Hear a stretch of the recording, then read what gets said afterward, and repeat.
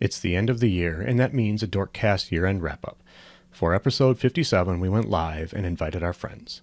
We all shared our tech and event year in review, as well as what we're looking forward to in 2023. Thank all of you for listening. Thank you for sharing. Thank you for your support. Thank you for a great year. Thank you to those who joined us live. We are all looking forward to personally seeing all of you in the coming year. We hope you all enjoy your holiday season and that the new year greets you well.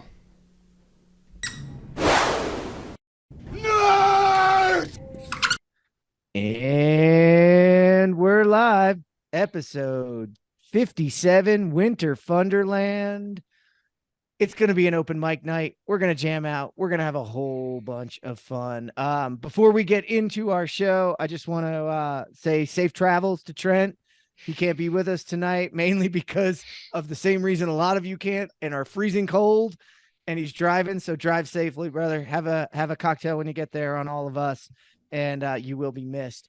Travis, I'm going to kick it over to you because I saw a big beer come into view a minute ago. Yeah, so I picked up a local brewery, Stoutzilla.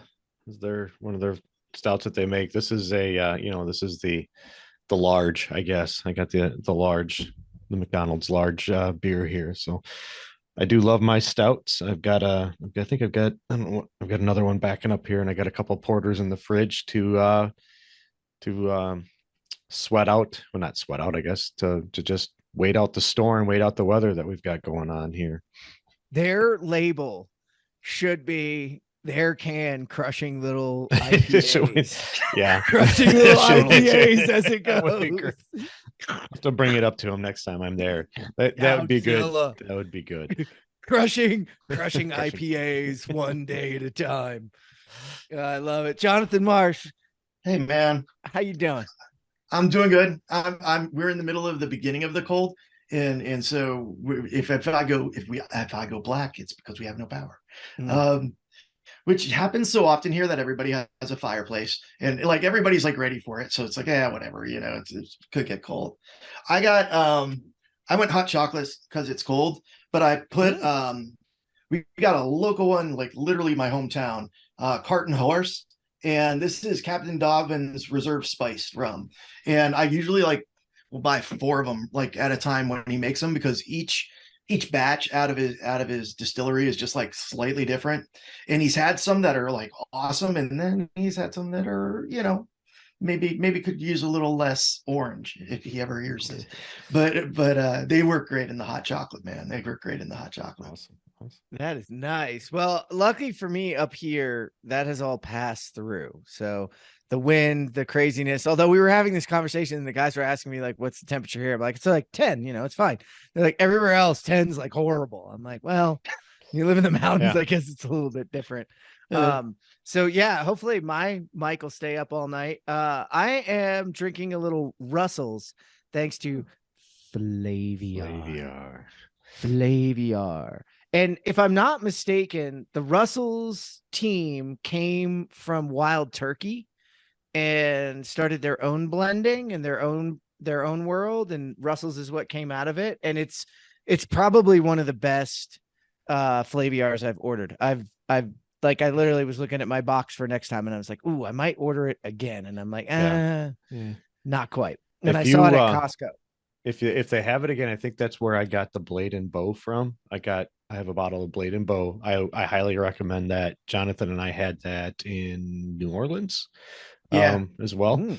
But it's very good. It's a very, very good whiskey. I would recommend that if that's in your Flaviar little wish list that you have there. Yeah, I'll have to add it because good on you, Flaviar. You got me with the re-up. You sent me the notice, and I was just like, so if I do nothing, I get another year. And they were like, well, yes, you do. And then I let it go through, and then they sent me the email that was like, hey, just so you know, we re-upped you, but that means your box is ready. Do you want to order it? And I was like, oh, that's such a nice move right there for the re-up. Yeah. I like that. That's where that automatic renewal, it didn't hurt so bad. Yeah, Yeah. man, make whiskey the default condition. That's right. Would you like more whiskey? Should, yeah, Why, yes, it should I be would. Yes, have some. I am drinking a Zip Fizz as well, though, because I am trying to get back in shape already and run in our wonderful snow. I forgot how much I absolutely love to run in snow. Not so much uphill. Like I like the trail cut uphill, but running downhill in snow takes all of the stuff off your knees. I forgot how much I love that. I still don't. I think you might need to speak to somebody about that, because I mean, again, if I'm running in the snow, it's because there's a bear or something behind me. I have to show you guys in the Slack channels, though. That was kind of cool because I broke trail in the second half. I was telling the guys beforehand, and what I stopped and took pictures were the prints that I found. There were certain prints that I was like, oh, those are deer and they're going in a line, right? And then I was like, deer's too tall for that. With looking closer, I'm like, cat of some sort, but you can't really tell because they're the way they'll walk in the other tracks and not make it so you can tell where they are. So, and I was talking to a guy the other day, we have like 20 some odd mountain lions on this side and 40 some odd mountain lions on that side that naturally just live here. So they're cuddly though, right? They're just kitties. Oh, kitties. Yeah, they're nice. Kitty. You should go pet them. You never see them. But the same guy said, yeah, I've never seen one. He goes, that's because you'd be dead. That's right. Oh, he's like, I see them, but I know what I'm looking for. So, well, we will move on to what our year is here.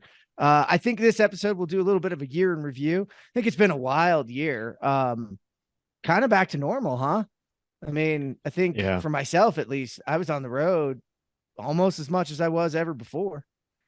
Yeah, I was thinking about that. I not that I would ever wish for another pandemic, but I did kind of get used to not being gone as much. And I think that I don't know if I did as much as I did before, but there was a period from, I think we know it's conference season from September to early November, that it seemed like every week I was gone somewhere, and that felt like a lot. So it's nice to have this Christmas break, this year end break.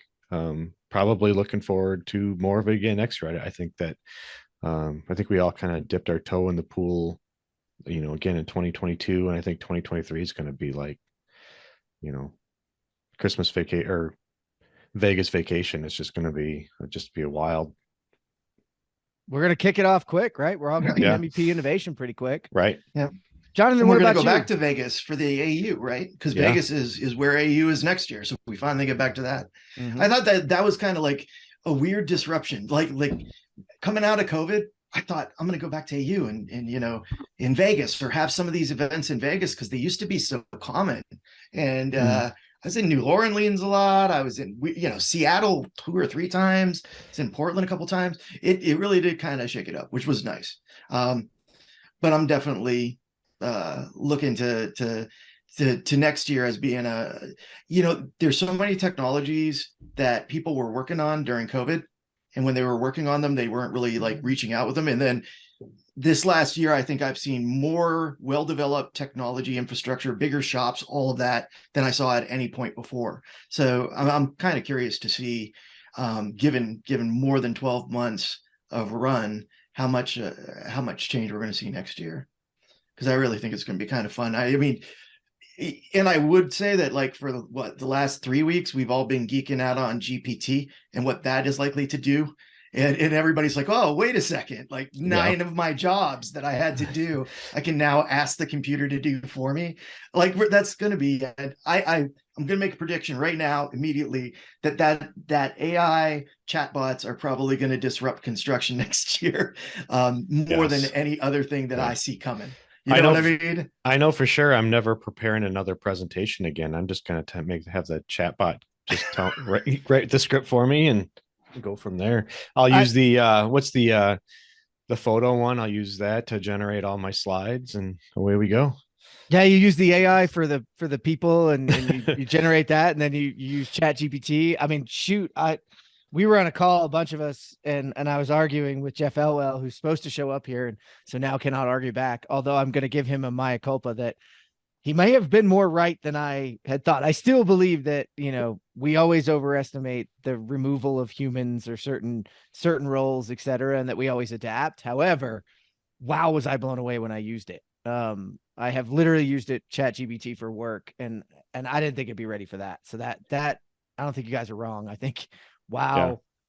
But do you think what we got behind this one? Because when I started talking to people about it, all of a sudden they hit me up with like 20 others that they're using regularly. Like I hit the programmers up about some asking the AI for some code and fix some code, and they're like, oh, why didn't you use like GitHub Pilot or one? They're recommending 6 others that are currently running, and I'm like, oh, am I behind? Like, well, so that's an interesting one because to give James Benham credit, that was something we talked to Benham about quite a long time ago in this AI, but not from that perspective, from an AI perspective, but programmers are writing less and less code over time. If you go back to the beginning of writing code, if you wanted a drop-down menu, you had to write that drop-down menu from the beginning.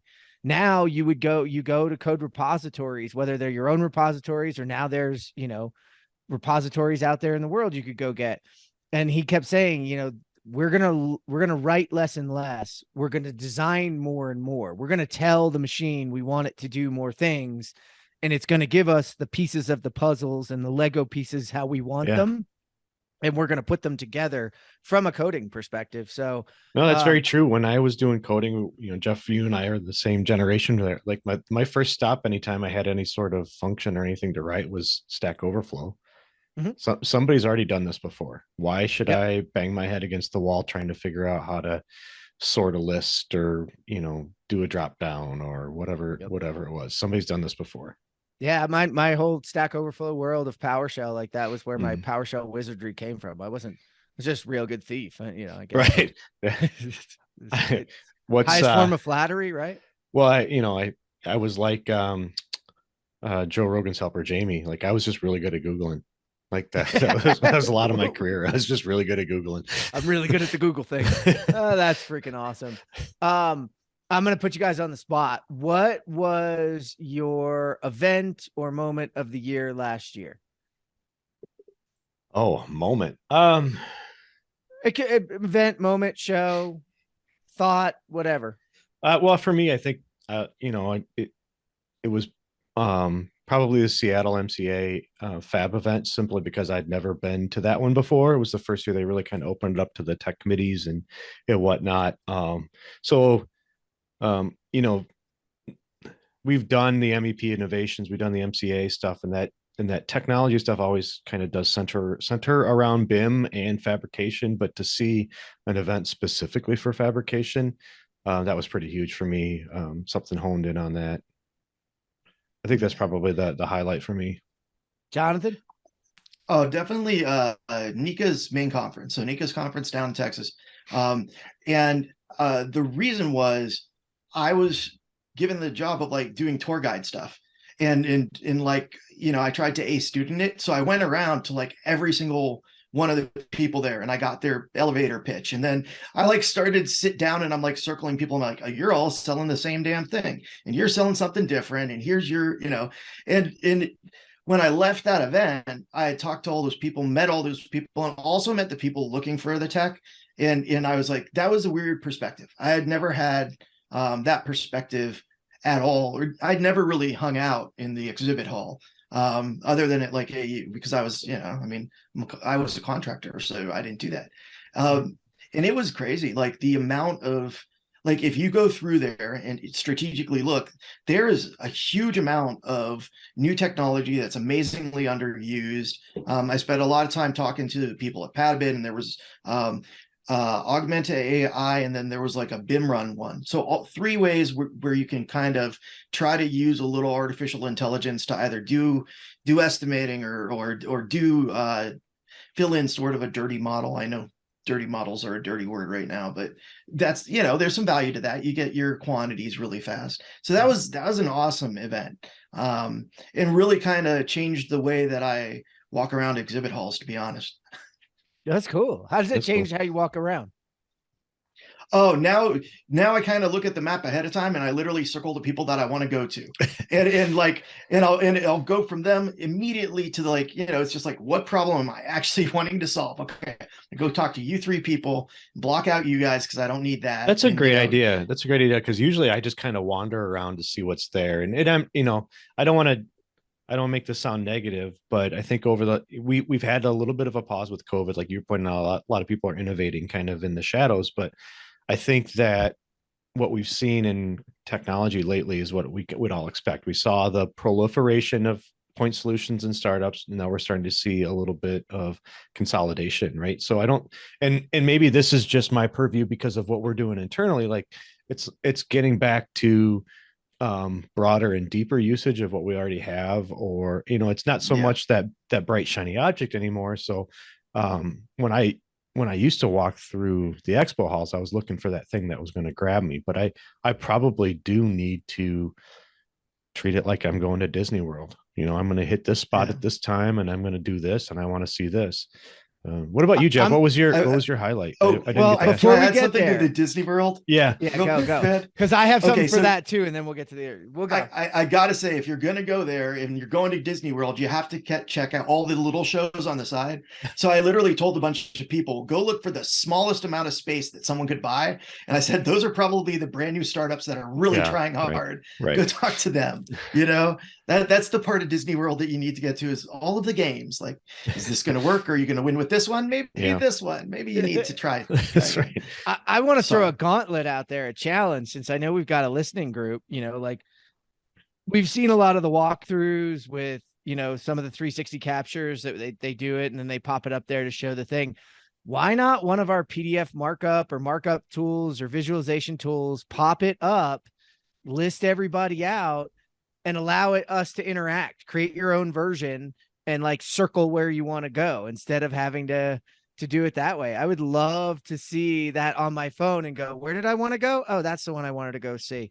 Cause I'm with you. I leave half of them and I go, damn, I told those people I was going to come see them. And I never did. Like and it's because I was like, oh, I'll see them as I walk through, but the bigger shows, that just doesn't happen, So there's a little gauntlet for me. I'm going to have to give it to Procore. I really am. I'm going to have to give it to Groundbreak. Maybe I'm having that, what do they call it? Like present bias, just because it was the most, pretty much the most recent, the biggest. But I think the conversations I had with contractors and people was super quality. It's also the two big takeaway moments that happened at the same show for me. I look for an aha moment anywhere I can get it. And especially, given that we all travel as much as we do and see as many people speak as we do, I would not have thought that my personal aha, like mantra moment would have come from Drew Brees on stage at Groundbreak, but it did. His whole statement when he was asked, I forget what the question she even asked him was, but he said, the first half of your life is about success. The second half of your life is about significance. And if Father Time is not telling y'all here, I'm aging. And so I feel that second half and that significance piece. So it really hit me like right in the gut. And then I got to give it up. I mean, it's really been a year about mental health. And then to have Fred Mills come out on stage and talk about his own depression, his own struggles, his own he didn't call it imposter syndrome at all, but I know he articulates it without using that word, whether that's particularly the reason or not, I don't know. But so him really standing on the stage and having the guts to do it. And then also, if you guys were in the room, having to deal with the horn going off from the ship that was coming in right before he said it. He was like, and he just had to sit with it. And, if you've been on that stage saying anything that's hard to say, to have to hold on and know that there was 3 horns coming because we heard it the day before. Jeez. Was rough. So that was it. And I'm going to give an honorable mention. I got to give an honorable mention, and it's a teaser for 2023 because I think that's where I want us to go next is Charlie Dunn, 2023. I was sitting in a advancing prefab work session, and the guy blew my mind. And I'm not going to tell you any of y'all about it really, because I know we're heavy MEP, because we're going to bring a version of it to the closing of MEP Innovations in a couple of weeks. Charlie, Nathan, and I are going to get on stage. Nathan and I are just there to try and make this thing that much bigger to handle a big room. It's still all Charlie. But I think you two are going to love it. It's wild, because I don't think either of you were in that room. So that, that's for me. 2023, looking forward. I think next year, 2023, is the year that the software companies, like last year, the bigger companies and the local conferences and the conference putter honors came back. But the software companies, I think we have RevUp coming in February. That's its first ever users conference. Mm-hmm. That's a big milestone. I know Open Space is planning one as well.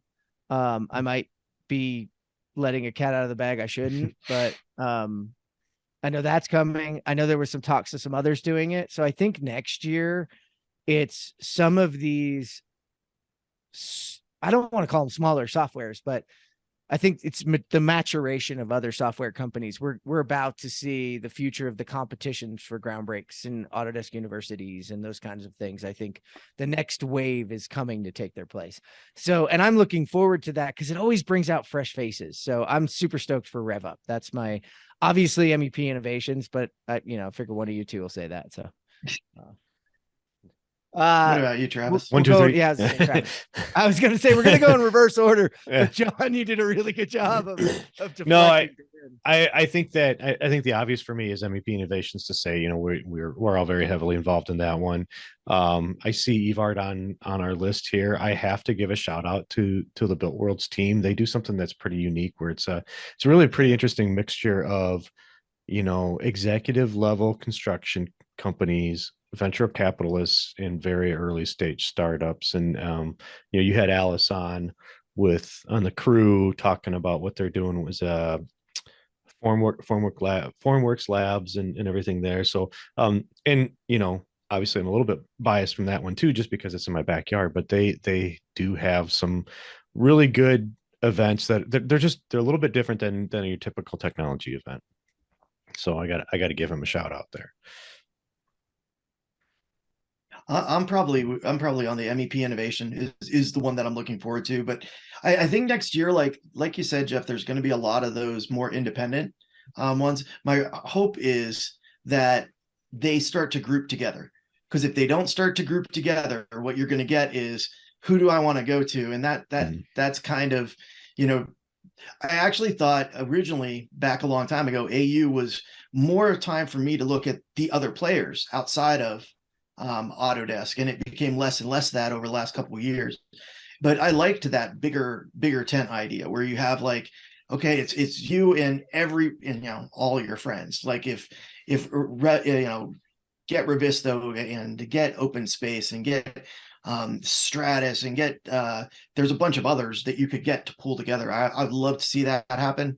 I think that even MEP Force, just get that whole thing so that we can go to a week, because I think there's a lot of these smaller ones, but the ones where it's big and you're going to run into everybody that you've ever met are also really, really fun. So other than innovation, I actually probably based on the fact that there were some issues with last year's AU, I have a feeling that hopefully they will make the extra effort coming up the next time.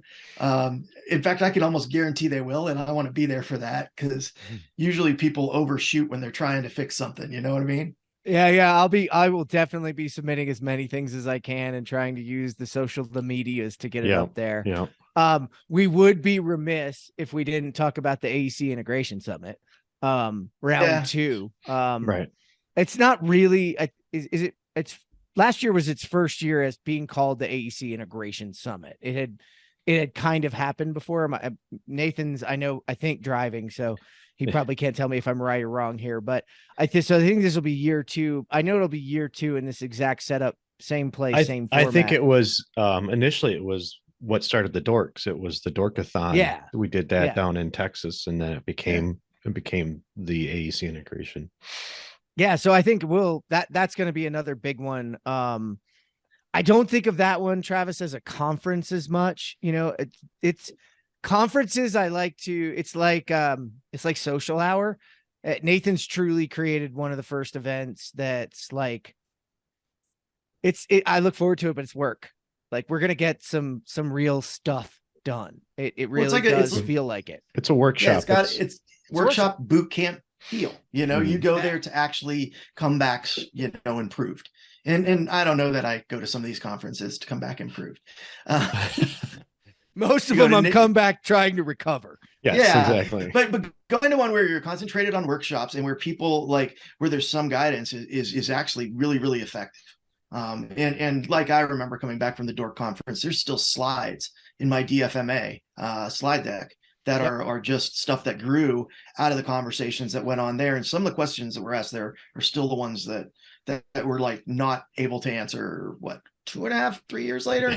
Yeah. It's not necessarily good, but it did frame the question well.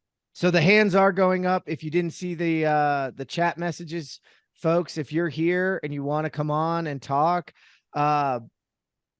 put your hand up. I see 2 already. So I'm going to start with the top one, Jacob, who I already brought in and then moved out. So I'm going to promote him to a panelist right now. If you have a drink, introduce it. If you don't, that's okay. This is not we're not exclusive on that. So if it's kombucha, if it's a water, whatever, come on and talk about your 2022 and 2023.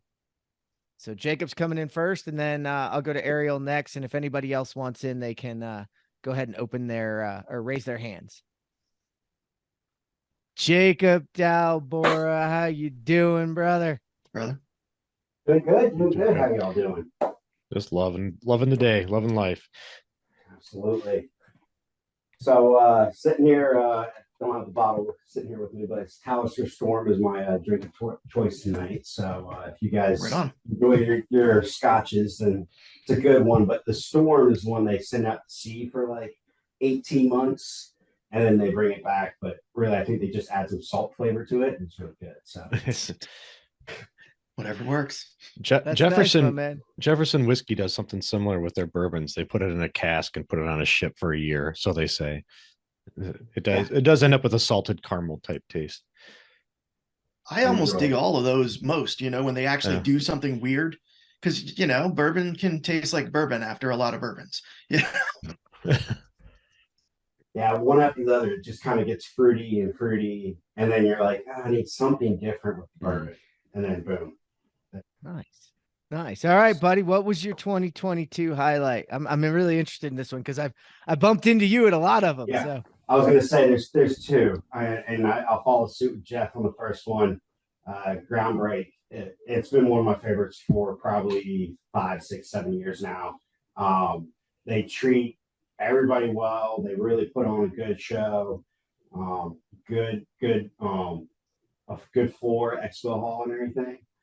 But also, if you're a speaker part of the conference, man, they treat you so well. I love that part. They actually really treat you like somebody is special, brings you in. They pay for your trip. They pay for your actual stay there, which, we all go speaking at conferences. It's really nice also to have that kind of treatment and everything. The other one I got to throw out too is AGC's convention back in the spring.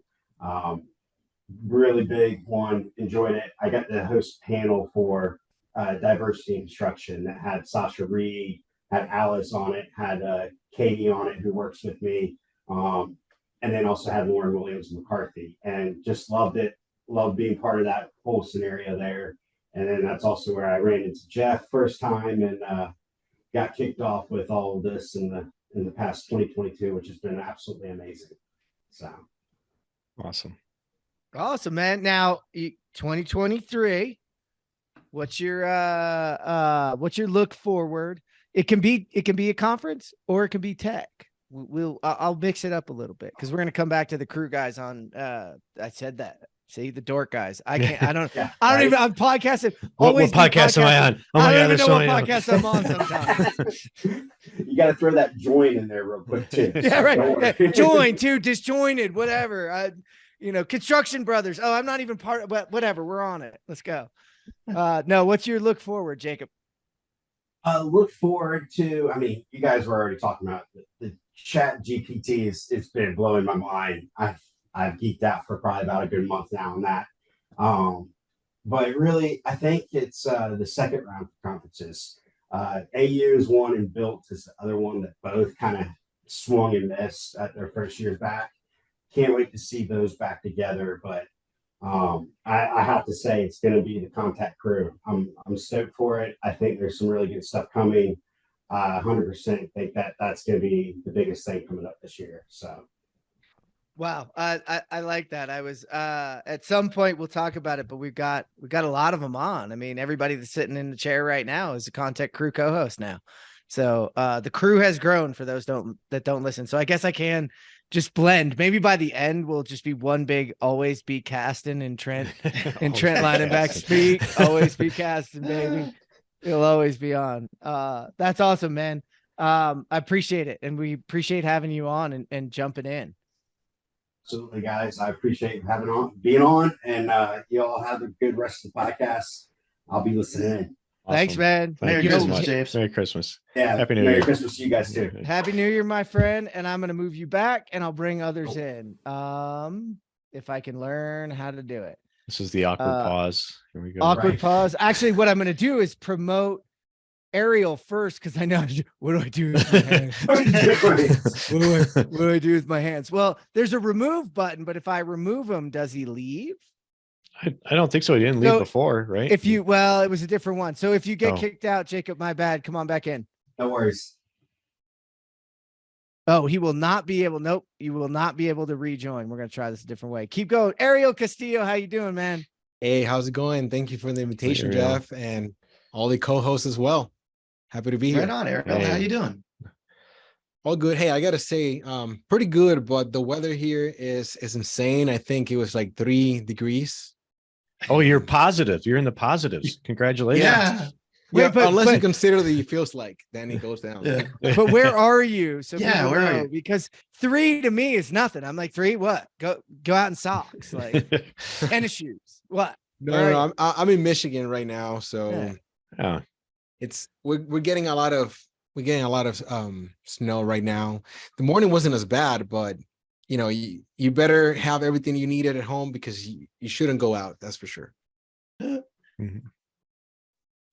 Shouldn't go out. All We're right, at well, -3 in Yeah, I've currently got -6. So You got -6. Oh. So not Hand up that it's a a- competition, but I win. not that it's a competition. It appears that they took away the ability for me to take panelists out. So now that you're a panelist, Everybody's you're going to just stay staying in. here. So everybody's just going to stay in. Jacob, if you feel like turning your camera on, great. If you don't, you don't have to. You don't have to sit in the whole time, or you can sit in like a fly on the wall. It's becoming a party. So Ariel, what was your 2022 highlight, my man? I mean, you guys touch on it, but to me, it's just being able to go back to events and get to meet with people. That presence, be able to talk more than just somebody on a screen, basically, and be able to do those networking sessions and be able again to connect with people. That's what I was looking for, and I saw that all over. I mean, the US obviously, and also Latin America was pretty active too. And you can tell that people were looking forward to this. So I'm really happy that 22 just brought that back. That's awesome. It was really cool to just like so many times see people that you'd met virtually that then all of a sudden you're just like, wait, you're a person.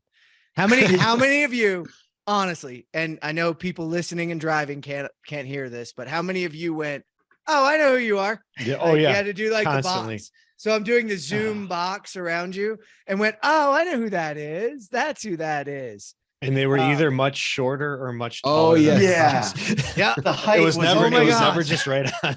Yes, the height one is. Oh my God, you're taller than I thought. You're 6'8". Awesome. Awesome. Yeah. All right. So what are you looking forward to yeah, in what's- 2023, Ariel? So something that I'm looking forward to next year is basically the integration side of things. You know, we've been talking about acquisitions for a while, and I think there's a lot of big companies and even smaller companies that are going crazy with, you know, their credit cards, buying companies here and there. And, you know, it's been a couple of years since we've been waiting, especially with the big guys, that they build something that's a little bit more integrated. And I think that they're about to be there. You can see that they've been working a lot on this kind of integration. So I hope that's something that we just get on board. I mean, there's so many people that they love certain tools, and the way they talk to each other is probably not the best. That I think that's going to help. If we have a good integration, it's going to help eliminate that gap with the field, with other departments and so on. So that's actually what I'm looking forward to. I like that. I like that. Any workflow in particular you're thinking? Go Oh my for it. God. Get out You know, there. I am interested in, you know, integrating more the estimating, project management, and accounting side of things. That is something that and it's possible. I know some companies are doing it right now. It's just kind of hectic, and it has a lot of things, you know, a lot of workflows that you have to integrate. So hopefully we can move into something that's a little bit easier moving forward. That's my goal for actually next year. So I like that a lot. And I think you're right on. That's one that needs automation that didn't get it. Like we did concentrate automation on the fab shop and on some of the VDC stuff. And what we like left out was all of estimating department and all of, you know, in your ERP took a back seat at times if you were a smaller firm. You know, some of the bigger firms kept that up, but I saw a lot of small firms buy a lot of software that did not integrate with anything. And was just like, I need to get this job done real fast, so I'm going to buy this. Or I think that I'd like augmented reality, so I'm just going to buy something that says AR on it and throw it into my tech stack and hope it works. You know, so I agree, and I think there's some tools there to do that now. Like legit, you can start asking in software to write you an interface between two pieces of software, and it does a pretty decent job. Like a lot of them do anymore, dude. That is, I think that's the rise of next year as we think about it. That's one that's coming. And by the way, I figured it out. So Jacob actually had to run anyway, but he'll be back in a minute, and I now know how to do it. So I was not logged into my Zoom client. So if anybody wants to know how did I fix it, I Googled it. It's like, you have to go there first. I'm a professional Googler, and it did not show me the things I needed. And that said, okay, if it doesn't show you that, what do? Log into your desktop client and it will show you. And I'm like, oh, okay, I'm in as the other account. So there you go. You learn something new here. You learn something new every day. So for those who don't know, Ariel is a Contact Crew co-host as well. Congrats, my man. It's great to have you. It's great to have the BIM Nomad. I mean, there's some good new BIM names out there. There are. The BIM Nomad. Yeah, thank you again. I appreciate it. This is great to spend some time with you guys, and I'm just gonna head out so you can give a chance to somebody else. Awesome, man. Happy to have We you, man. appreciate it. Merry Christmas to everybody. Merry Christmas, Happy New Year. Merry Christmas. Happy New Year, my friend. Same for you guys. Change to attendee, and now I can switch over, and I can. It looks like Casey wants up. Promote to panelist. Promoting. I don't know that anybody listening really needs the play-by-play, but I don't know that I can do it. I was going to say without like it's like, and I'm hitting go now, and maybe. But I feel like that's like I've been told I have to describe things throughout. So Mr. Clean's on. Casey, you got a camera for us? Okay, Right. good. Because I don't know that I can talk to Mr. Clean, dude. It like totally cuts off, flips over, opens a new window, the whole 9 yards. Wow. Right on. I love your What's going background. on? That's man. great. Metallica. Yeah. So it was a year ago. I was at the 40th birthday party for Metallica just like 2 weeks ago. Yeah. And those were the show posters from that. So Nice. Dude, Those are you'll get a kick out of this. Hetfield actually lives in town here. The other day I was walking from one place to another and I'm like, that's James Hetfield. Oh man. Holy crap. My wife would go nuts. It was my birthday party or my birthday present that we went to the show. It was her birthday present when we bought the tickets, and then we're doing it again this coming year for a show in Phoenix. But Nice. yeah, so pretty awesome. Awesome. I have, let's see if this will show up, a Cascadia dry hard cider. Oh, nice, man. Oh, hard cider. Cascadia Nice. Cider Works, one of the few that doesn't put sulfites in their cider. So Are they local to you? yeah, they're in Portland. Yeah, They're Portland? Yeah. Yep. And then I just found another one called Tumalo Cider Works down in Bend that actually is also sulfite free, which is pretty awesome. I wish they would do more ciders up here. I mean, we have tons of apple orchards and we have like very few local ciders. We have Sounds some like you- apple beers that are actually pretty decent, man, but just in the fall.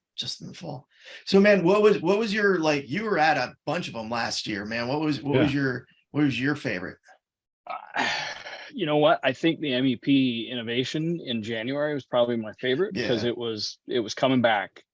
Mm. We'd been I was actually on the road in 2019, March 2019. I was at a kickoff for a project. Literally, as we were in the airport, our companies and the other companies were starting to send notices to the employees, shut down all travel.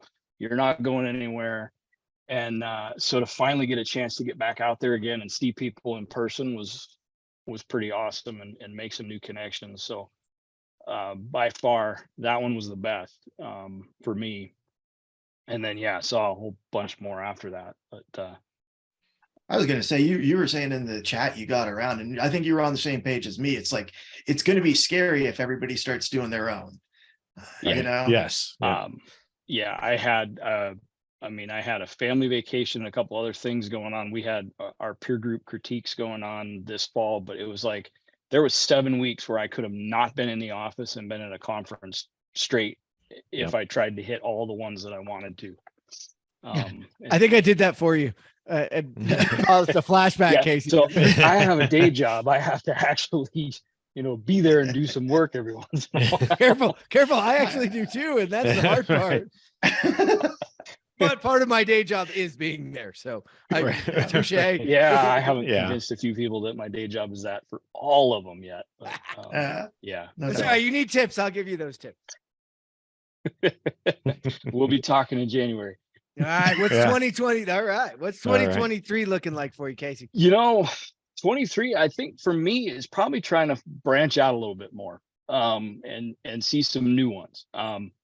I've hit Built was actually probably the first conference that back when it was Revit Technology Conference or whatever. So I was early in the Revit Built series. AU's kind of AU. I really want to branch out and start seeing some of the other stuff and try to get a little bit better pulse of what's going on broader than just MEP. I think our company's unique. We do a lot more than just MEP, and sometimes we're a little more hyper focused on the MEP innovation and not the rest of it. Yeah. So, Did you ever, I would tell you flat out, Fab Tech's really fun. If you're like because it's right between manufacturing and construction. Like all of the equipment there is manufacturing, but you look at it and It's you'll pretty like cool. freak out. It's pretty yeah, cool. that's It's one I huge. haven't had a It's chance so to go to. big. Con Expo's pretty insane. Yeah. Yeah. But it's huge and hard to apply a lot of stuff there unless you're, got the credit card to buy $100,000 pieces of machinery. So. Mhm. Yeah. Yeah. But it's cool to look at them and get It up is that cool. close with them and pretend like you just have Right. to go get like something that looks like a platinum card and just say, yeah, no. What are you? VP of whatever. Yeah, that $40 million crane, I'm gonna buy it today. That's right. But first I gotta sit in it. I'll take I two. gotta sit in it. I gotta sit in it. After a steak dinner, maybe I'll get two. No, there's one for you though. We should actually have like for next year, because it has never happened to me before. I was just at ABC Birmingham, thanks to Matt Abels, and went to did a presentation and an event at Barber Raceway. Oh yes. If anybody's ever heard of this person, I'm now fascinated. Walk in, it's a museum. Floor to ceiling, all the cars, the Beatles car, every motorcycle you can think of, all refurbished, all perfect, all everywhere inside of this thing. And then, so we're over in a stage talking, and behind us is the actual operating raceway. And the Porsches, which I wish we had Trent here, the Porsches were running their Porsche track day. So afterwards, we walked out, and you can literally walk across these walkways, and there's plexiglass, and you can see through and watch the cars come underneath you and watch them racing. And this is all where the event was. I was like, hands down, best place I've been for an event. So cool. So, and I'm with you, Casey, those small ones. I thought that was interesting this year that I went to a lot of those, and there's more of them popping up. They're more specific to what the area is dealing with. Yeah. Interesting. All right. Let me give us your tech for 2023 before I now Demote that I you. know, I demote banish you you. and try not to do it. Although I'm still going to mouth it while I do it. Yeah. I'm probably a little selfish here. I got to piggyback on Ariel, and it's really internal for our company, connecting the different pieces and the different dots. Yeah. We've been working on it for a couple of years now, and we're finally in a position where all of these things are coming together. Mm-hmm. And I think 2023 is the year that we actually achieve estimating, fab shop productivity, field tracking, Nice. BIM, all of that stuff is fully connected. And it's going to be awesome to see. It's a lot of homegrown solutions in there, which is probably unique for the company I'm with. But yeah, so that for me is kind of the holy grail that we've been working on for a long time. I think you and everybody else out there that jumped into the tech explosion, I think. Yeah. It matures. It matures. I think Pikey, Pikey. I think Pikey, I was driving home, and he's asking about all this estimating stuff. I said I was weirded out that you weren't talking more VDC. He's like, well, our VDC is matured.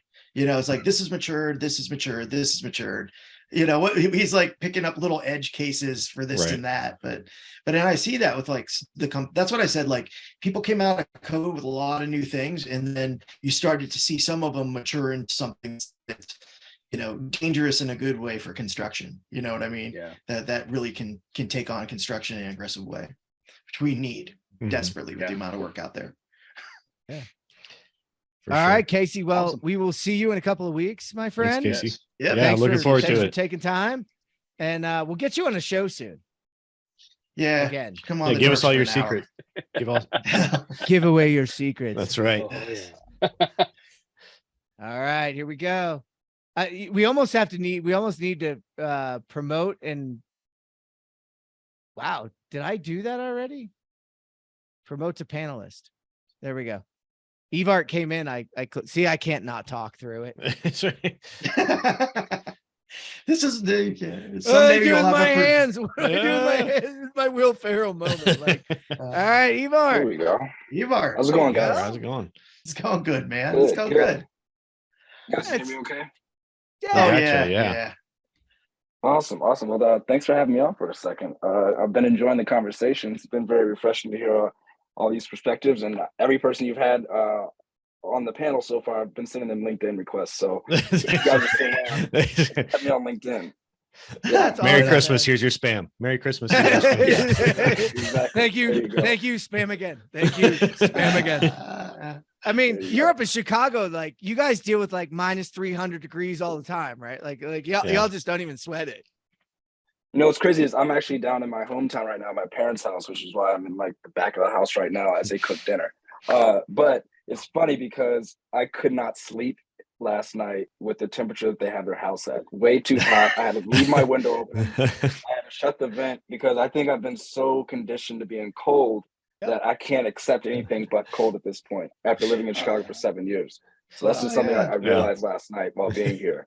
But my drink of choice to follow the prompt, I'm drinking water, trying to stay healthy for now. New Year's is coming up, so preparing. But yeah, it's been good. So you've been all over the place and had an interesting 2022. What was your event of the year? I'm gonna put a caveat on you. Event of if you went to other events, event of the year that wasn't your own, because we're gonna honestly say a bunch of yours were really good. I know Travis gave you guys props. I enjoyed those as well. But outside of those, what was yours of the year? Well, I attended Autodesk University, but virtually, and I think Okay. they have a really good infrastructure set up for giving their content out virtually. You can choose which workshop you're in, which room. There were a little bit of technical difficulties this year relative to last year on the virtual side, but I would say that the content was very very spot on for what was needed, and they found some pretty good speakers along the way. And I like the way they structured the agendas within the content itself. Being that I've worked on that side of setting up a conference, I know what type of work that goes into it, and then finding experts and getting them to reveal as much valuable information as possible. It's a craft. So I would say out of this university, I did go to Chicago Build, met up with a lot of people I haven't seen in years, well, since pre-COVID. But I am looking forward to getting out there more in 2023. I was going to ask that is something we did not hear about at all. And I think it's got to be the first, at least for me, the first person to say like the hybrid thing, that you actually attended the hybrid thing. Mm-hmm. And I'll be honest, and I'm very happy with Autodesk and what they've done and their ability to take a mea culpa. They were the canary in the coal mine, so to speak. No shade on them for what happened, but interesting that all the things we had a drawback of when it came to AU at a new venue, you did not. Right. So you got to consume the things, you couldn't have not been in the room. They had plenty of virtual room for you, huh? Right. So it's interesting because I got to pick and choose exactly what I wanted to see, because I know there's overlapping content. So like you have to be committed to physically being in the room if you're there, and maybe you didn't have the chance to actually see and educate yourself on every possible workshop that's available. But being in the virtual environment, you kind of pre-plan that. But I didn't stay for the full 8 hours per day, but I did get to pop into a couple of them. It was pretty good. But obviously, there's a plethora of different conferences, summits, and events out there within the construction industry that are all going to be, blowing back up in 2023. All right. So what was your 2022 Built Worlds experience of the year? Because you've had some cool ones, especially given that that's what a lot of what you guys do.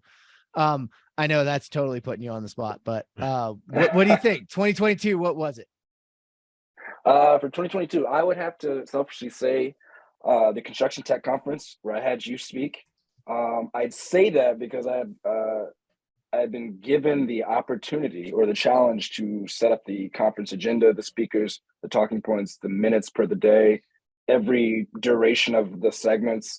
And I was very strategic in making it mimic delivering a project. Started on the morning of pre-construction, and then we went into afternoon of project management. Then we went into the field in the morning on day 2, and then we went into robotics and advanced machinery in the afternoon of the end of the conference. So we went through the project life cycle and the technology adoption trends of each stage in the project life cycle. So we heard from Thomas Sloff, who was a keynote speaker from Clayco, deliver his kind of the state of the union of what construction tech is like from his perspective and his evaluation process and how they do innovation. And then we went into, Building Connected by Autodesk had their representation there.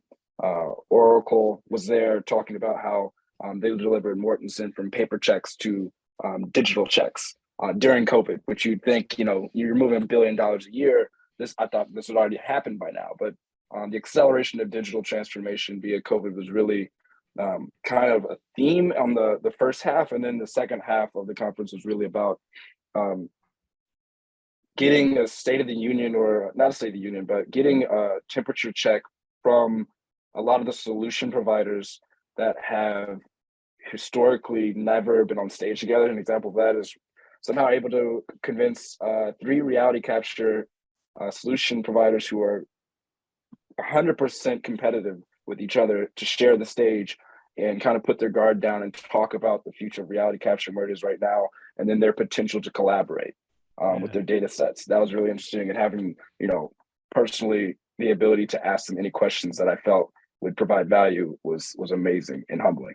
So I'd have to say Construction Tech Conference. Outside of that, the Venture West Conference in 2023, we had the Women in Contact have an event there, and it was refreshing because I didn't realize this at the time, but during a reception and just networking there, they're actually able to meet with other women venture capital founders and partners and fund startups led by women, which we're going to do a follow-up on that in a couple of weeks. So just the relationships that are built within these conferences, as you guys already know, that's the intangible asset of going to these conferences and events that you don't really have a line item for, or there's no ROI that you can expect from a handshake necessarily.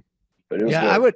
I would hope people steal that the format that you did. The format that you did made a ton of sense. It was beautiful, actually. Yeah, I would say it that way. It was beautiful. Yeah, it's amazing because we talk about integration, we talk about those things, and it's like if you stage it in such a way that it goes that way, that really, really works. And I get to say this one more time. Evart is another Content Crew co-host moving into 2023. Looking forward to it. Yeah, man. Looking forward to it. I got some ideas. I'm excited for it, and I'm excited for you. And I think you're right. Like a lot of what Built Worlds is capable of doing in this next round is it's really about the interactions of people at those places. And so to hear that, women-owned businesses and then women entrepreneurs and women in the venture space can then invest in others, that's advocacy. That's moving from, just talking about it to advocating for it and actually like creating that environment. So super cool on you guys and super cool on you for the year. Looking forward to next year. Guys, any questions for Evart before we de-promote him and I try to talk my way through it yet again? No, it was great hanging with you virtually. I can't wait to do it again in person. Like I said, you guys are my backyard, but it doesn't mean that I don't value what you guys, I love your events. I love hanging out with you guys. And for me, yes, it is. There's a little bit of a local connection. Then we had that, the forum that you hosted with like the local Chicago startups and everything like that was super interesting. So really looking forward to that. Yeah, it's interesting because Chicago's got a lot of entrepreneurs here and a lot of venture capital that's not traditionally in construction that they're trying to now get into construction. So there's a lot of excitement and eyes on this industry coming from outside the industry. I do got to say one thing before I go is you guys got to keep a lookout for the thing I'm most excited about is autonomous robotics in construction. It's going to take off in 2023. Oh yeah. I bet my money on it. Yeah. Robotics for floor layout, robotics for installation, robotics for demolition, robotics that don't even need a BIM model uploaded to move around the project. That's all coming right now in 2023. And I hope to have some information I can share with the world by end of Q1 2023. That's really exciting. We'll have to compare notes. We're talking. I think you're right. Yeah, but that's awesome. When you've got it to share, let us know. And we'll have to get you on a dork out here soon as well. So thanks, man. For sure. Hey, enjoy the time with the family. Yep. Happy New Year. It was great getting to actually meet you in person this year. So thanks again, buddy. All right, thank you. I'll see you guys. Talk soon, man. Thanks. All right, and we have a question that came in. So I had some thoughts for like we're getting close to that finish up, and it's time for us to philosophalize as I did that on purpose. I did that on purpose as the Russell sits bottom. But Nathan put something up here because I know he's traveling and in and out. So he said, my hope for 2023 is for us to stop saying hopefully when it comes to tech adoption and implementation. By saying it, we're ignoring the realities of WIFM. What's in it for me, if you don't know what that means. And I don't owe you for money on that one because you said it. Instead, let's spend more time on the if-then conditions that will turn no into yes. So if you guys are really familiar with what the Construction Progress Coalition, the AEC Integration Summit is all about, is creating a if then so that statements around real problems in the industry to drive actual change. Because a lot of the folks that came on, and I think if we replay this and when we do, and you listen to Casey or you listen to Ariel, they actually do if then so that statements, but it's a unique difference and nuance in saying, I want things to connect or I want adoption versus those if then statements. So I'm interested, guys, in looking forward. How can we make an impact on the true adoption curve that's happening in technology? in construction? I think that what I'm seeing in Ariel hinted at this, and it's kind of a theme through the conversation, is we are starting to see some of those integrations come together, and we're starting to see some of the results of what we can do with that information and data afterwards. And I think that solves the WIFM, or doesn't solve the WIFM, but it allows us to add some color to, or shed some light on the WIFM there, where we're starting to be able to go back to people and say, look, we've been telling you for me personally, for the last 6 years, if we do these things, this could be the end result, right? And not saying that we're crossing any sort of finish line, but a lot of that stuff is starting to come to fruition, and we're starting to see some of those bets pay off. And I'm hoping that adds fuel to the fire, where we can start getting some more of this adoption that we're really looking for. Because I think once we've talked about quick wins before, we've talked about all that stuff. I think that we're starting to see not even the quick wins, we're starting to see probably some of the bigger wins land. And I mean, I guess I know he said hopefully, don't say hopefully, but hopefully that just kind of keeps continuing that way. Yeah, I want to go to you, Jonathan, because I think you're pretty bullish on this one. I don't know, like, so you're gonna laugh because I'm gonna take us on a little bit of a tangent, but I think there were I think there were hardware and system problems in a lot of the software that we were having as core software in our industry. All right. There were things that were not mature enough to really handle prefabrication because it wasn't a big enough deal. DFMA, so because that wasn't a big enough deal. And I think that the technology has had enough time to mature so that now the problem moves from the software being correctly framed to address the problems that we actually have in the industry to people. So one of the things like I'm seeing more and more of is, I go into a firm, I look at what they're currently adopting, and I say, how long is it going to take them to actually adopt that? All right, well, it's going to take them, 6 months to actually have adoption. They should not be doing anything else for that 6 months, but working on that adoption with their people, or else it's not going to happen. And so, I mean, what I've seen when people don't get to the point where that software is adopted is usually a disconnect with the people that are going to use it. And like you said, the WIFM of saying, why in the world do you want me to use this? Do you really, is there really a job that I'm supposed to do with this? Or are you looking to make a brand new imaging department? I remember like getting the scanners, and they're like, okay, well, we want to capture reality and start a new department, and it's like, okay, well, what do you actually want me to do? Should I use it to answer my problem, or should I start a new business venture off to the side for you? So, I mean, I really think that in order not to be hopefully, you have to go through your office, you have to go through your people, and you have to make sure that they're convinced that this is something that's going to add value to them.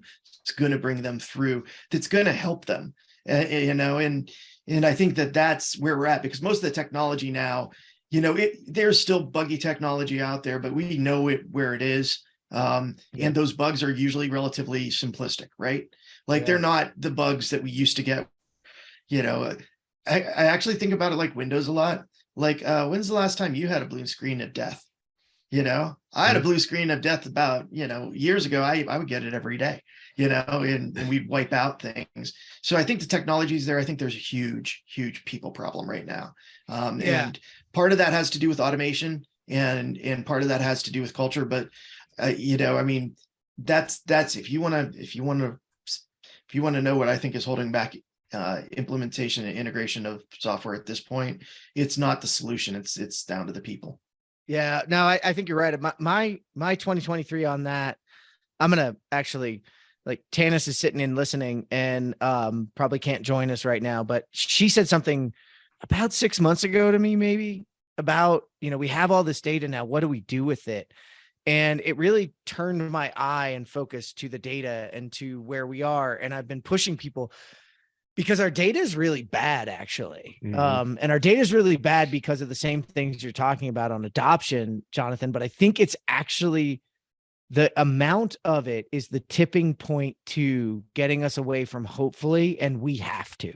We've invested in these things, and we have a tip, right? We have a disparate group of adopters. And actually, what's interesting about a disparate group of adopters when it comes to data is the data becomes almost useless because it's only telling you about the ones that have adopted it, not Correct. about the organization as a whole. And if you're talking about training AI or ML models on these kinds of things, you're training them on bad data, and that's a bad thing. But the WIFM, the thing that changed over the last 6 months that I've heard is people going, wait a minute.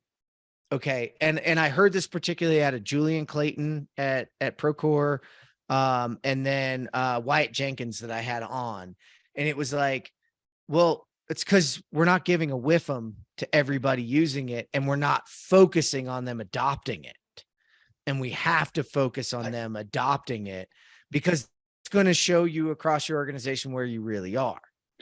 Can I point out something on the data though? Like the whole point of, our job sites are a wicked environment. And I loved it because I saw behind Jacob on his camera, I could read the book range in his bookshelf.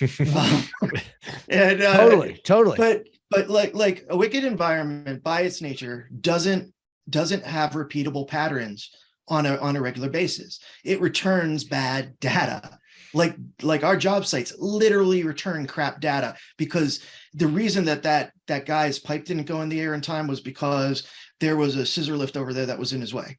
All right. Is this a pattern that we need to adjust for? Well, the data doesn't know. The data is going to say that it's just that. And so it's really like, I think I see a lot of misapplication of data where you're coming into a really wicked environment and you're expecting repeatable patterns and you're making moves based on a repeatable pattern. But again, your variables aren't accounting for everything. And I agree that in construction, in the fab shop, in the office, on data centers, and maybe industrial piping, and like some of these more homogenous things, you can get that. I'll disagree with you. I will disagree with you, because you're right about certain specific things about job sites and being volatile, but at scale, that data still gives us information that makes us more predictable and more realistic about what we can and cannot do. It's not about one lift getting in my way and moving the pipe. It's that we consistently get this wrong. We consistently get these factors wrong.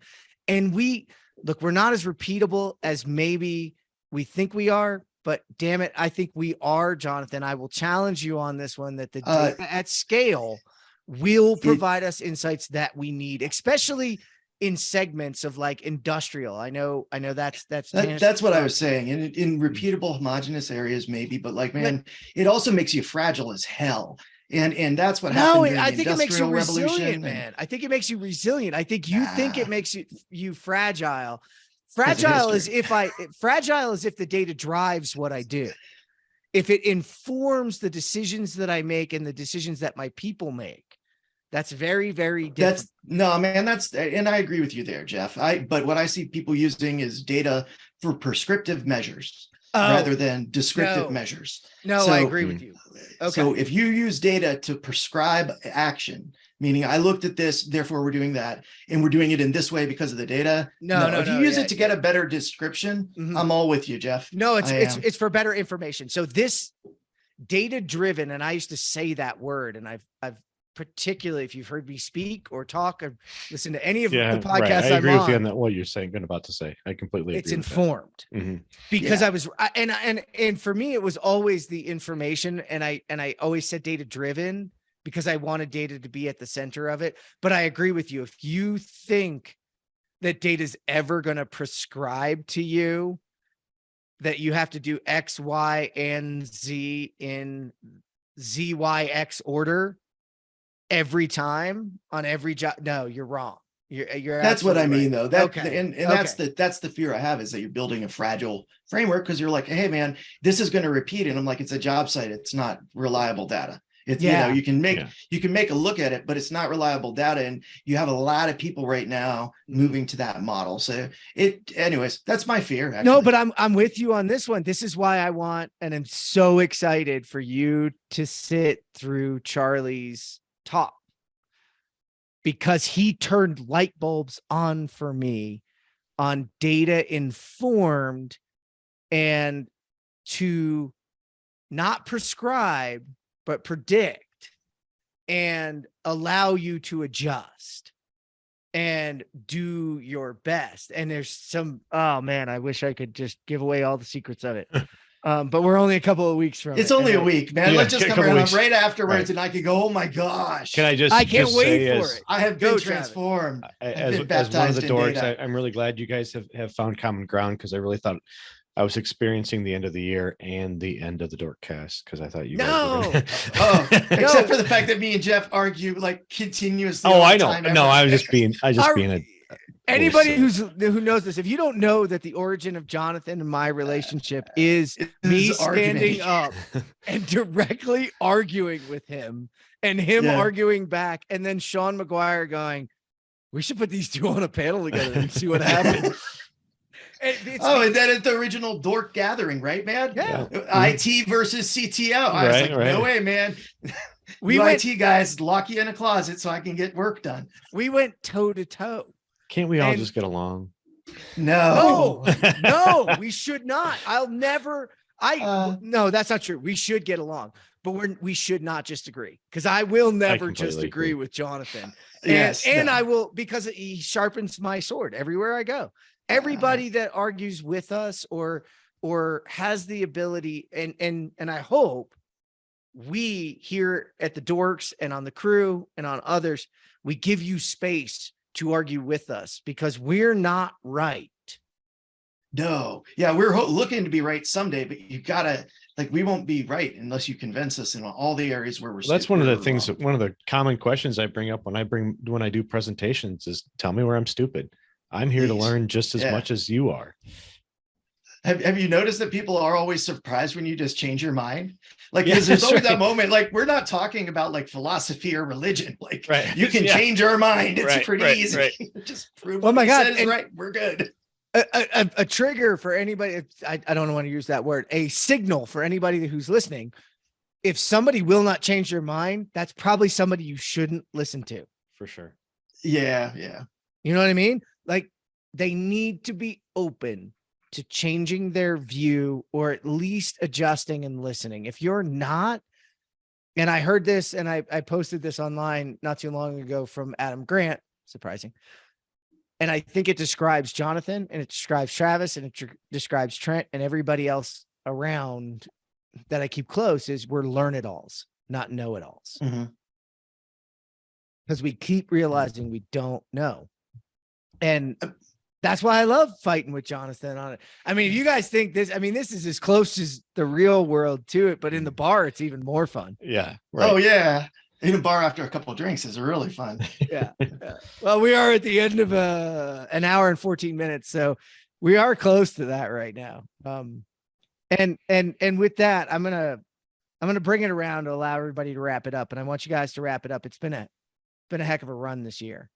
Full year of the Dorks. We're 57 episodes in, guys. Yeah. That's crazy. A little over Yeah. 2 years, right?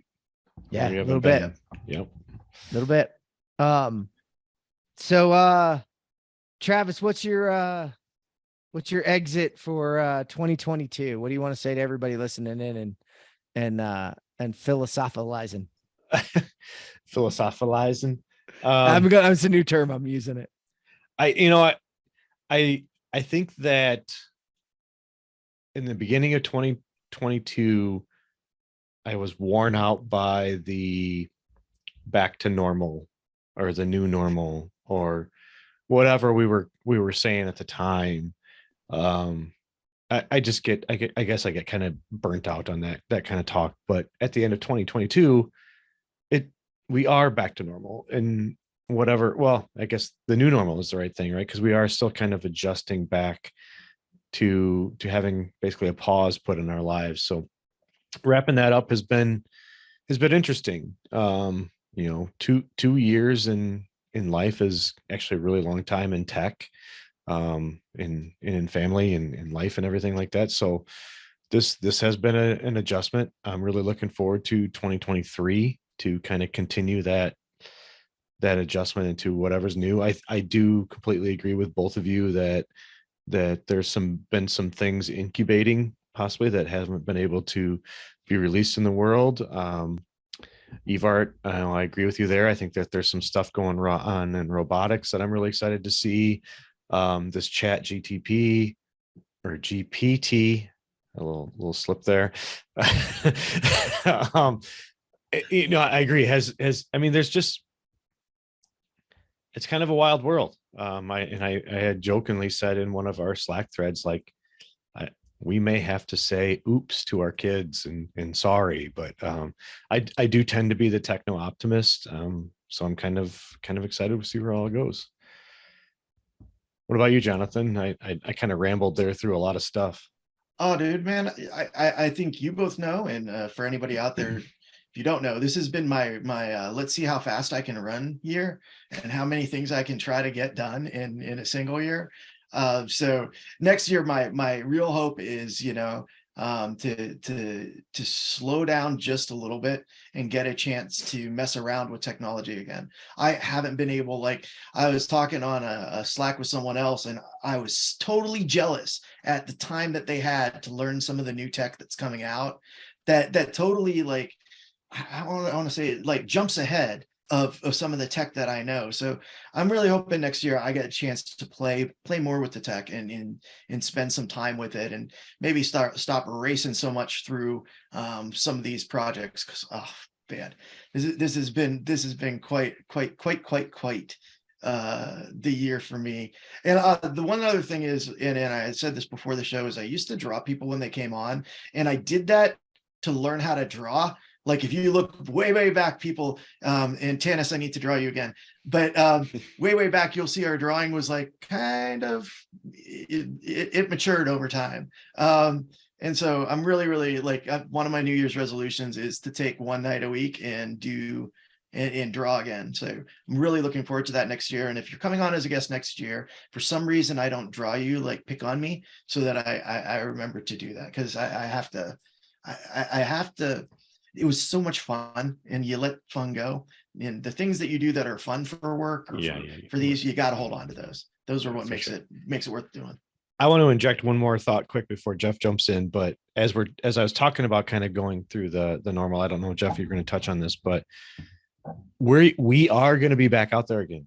Most of us are going to have recording devices on us.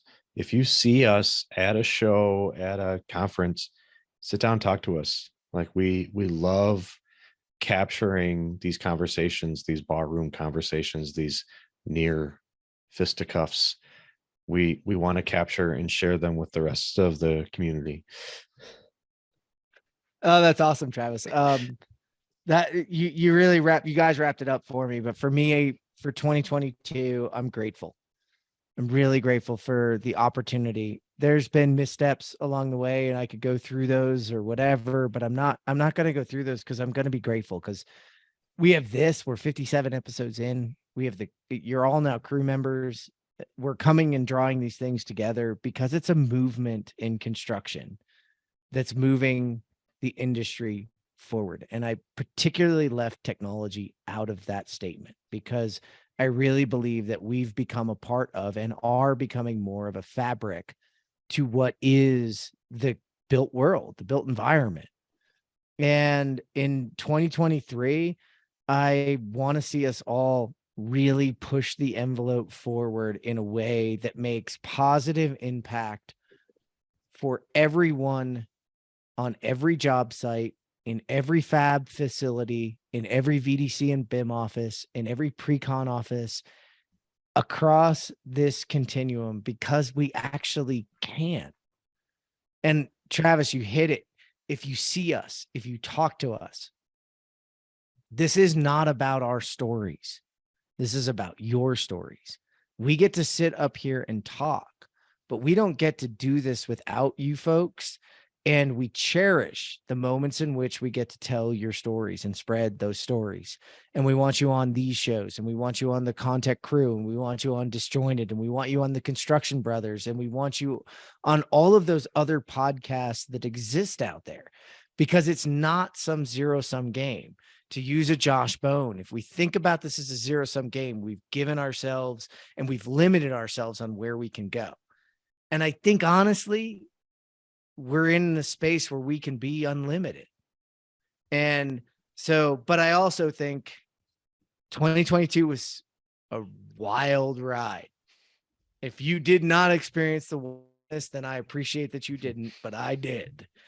And so as we check out on this episode and we're done for our year and we go into the holidays and we go into the New Year's, it's time to recharge. Spend times with your families, your significant others, those people around you that you draw joy and relaxation from. Go do that. And we'll see y'all in 23, right? It's just a week. It'll be here when you get back, but disconnect, because if you don't, you'll regret it. And trust me, we'll all be here when you get back. So thanks, guys. I appreciate all of you, like Travis, Jonathan, and Trent. You're not with us, but I appreciate you as well. And to all the new crew members and everybody who tuned in tonight, we appreciate you. And with that, that's episode 57, Winter Funderland. And we're out.